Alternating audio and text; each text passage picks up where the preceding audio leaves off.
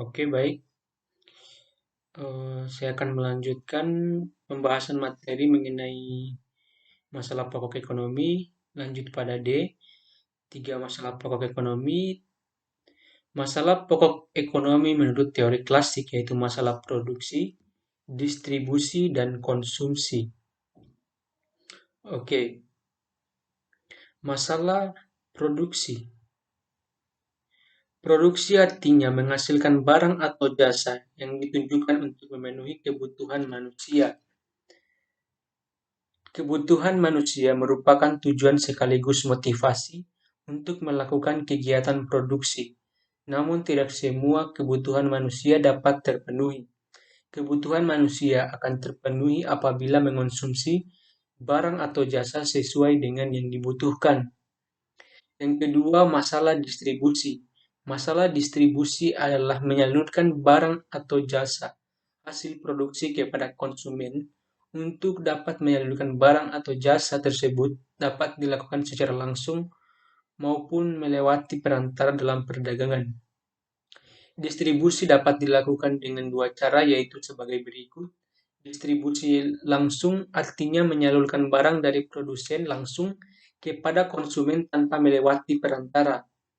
Kedua, distribusi tidak langsung artinya menyalurkan barang dari produsen kepada konsumen melalui perantara, misalnya pedagang besar atau grosir, pedagang kecil, dan lain-lain. Ketiga, masalah konsumsi. Konsumsi adalah menggunakan atau memanfaatkan barang yang dihasilkan oleh produsen. Untuk melakukan kegiatan konsumsi dipengaruhi oleh dua faktor, yaitu faktor intern dan faktor ekstern. Faktor intern meliputi sikap, kepribadian, motivasi diri, pendapatan seseorang, watak, dan selera. Faktor ekstern meliputi kebudayaan, adat istiadat, lingkungan masyarakat, status sosial, keluarga, dan pemerintah. Kedua, masalah pokok ekonomi menurut teori modern. Adapun masalah pokok dan ekonomi modern meliputi pertanyaan what, how, dan for whom. Barang apa yang akan diproduksi dan berapa banyak. Masalah ini menyangkut persoalan jenis dan jumlah barang atau jasa yang perlu diproduksi agar sesuai dengan kebutuhan masyarakat. Yang bagaimana cara memproduksi barang tersebut? Masalah ini menyangkut cara berproduksi, yaitu penggunaan teknologi dan pemilihan sumber daya yang dipakai serta memilih untuk menggunakan tenaga manusia atau tenaga mesin.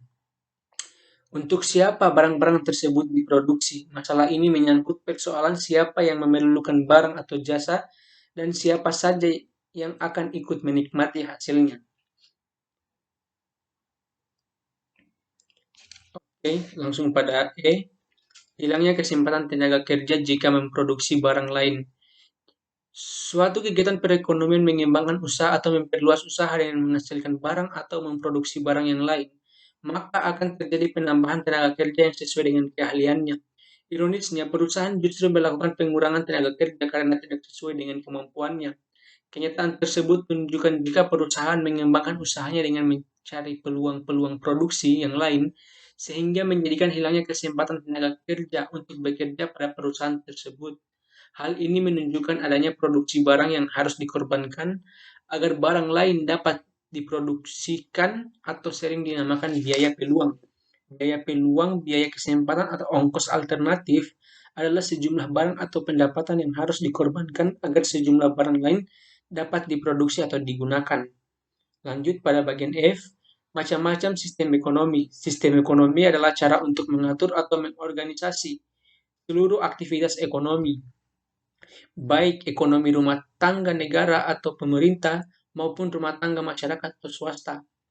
Aktivitas ekonomi yang dimaksudkan di sini adalah kegiatan yang dilakukan oleh masyarakat yang meliputi kegiatan produksi, distribusi, dan konsumsi.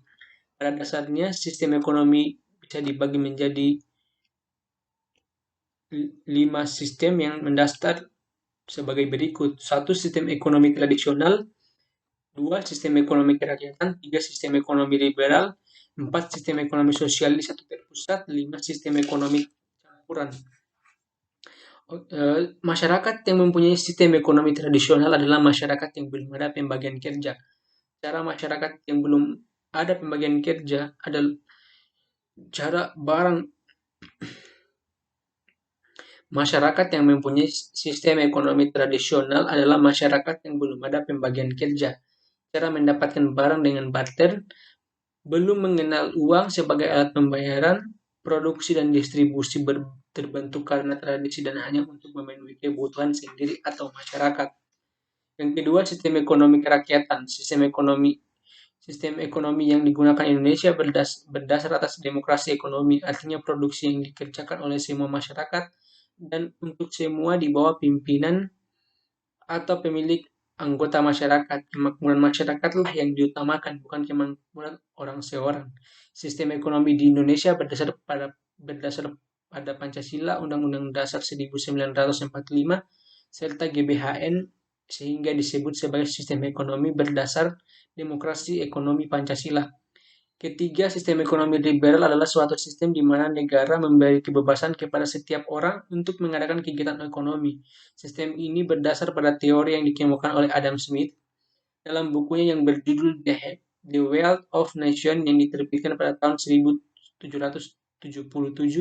dengan ajaran pokoknya memberikan kebebasan perseorangan di setiap sektor ekonomi. Keempat, sistem ekonomi sosialis. Sistem ekonomi sosialis adalah sistem ekonomi di mana seluruh kebijakan perekonomian ditentukan oleh pemerintah, sedangkan masyarakat hanya menjalankan peraturan yang ditentukan. Sistem ekonomi ini berdasar pada teori yang dikemukakan oleh Karl Marx dalam bukunya yang berjudul Debt Capital pada tahun 1867. Jadi sistem ini lebih bersifat pemerintah karena campur tangan pemerintah di bidang ekonomi melakukan pembatasan-pembatasan atas kegiatan yang dilakukan oleh masyarakat. Kelima, sistem ekonomi campuran atau sosialis dan liberal. Sistem ekonomi campuran merupakan perpaduan antara sistem liberal dan sistem sosialis yang mengambil garis tengah antara kebebasan dan pengendalian, yang juga berarti garis antara peran mutlak negara atau kolektif dan peran menonjol individu. Pada sistem ekonomi campuran antara pemerintah dengan masyarakat atau swasta bersama-sama untuk ikut meningkatkan kegiatan perekonomian. Pemerintah sebagai pengendali dan stabilisator kegiatan ekonomi, sedangkan masyarakat diberi kesempatan untuk melakukan kegiatan produksi, distribusi, dan konsumsi. Baik, itulah materi yang saya bahas. Untuk materi itulah yang dapat saya bahas pada materi masalah pokok ekonomi. Saya akhiri dengan ucapan wabillahi taufik walhidayah. Wassalamualaikum warahmatullahi wabarakatuh.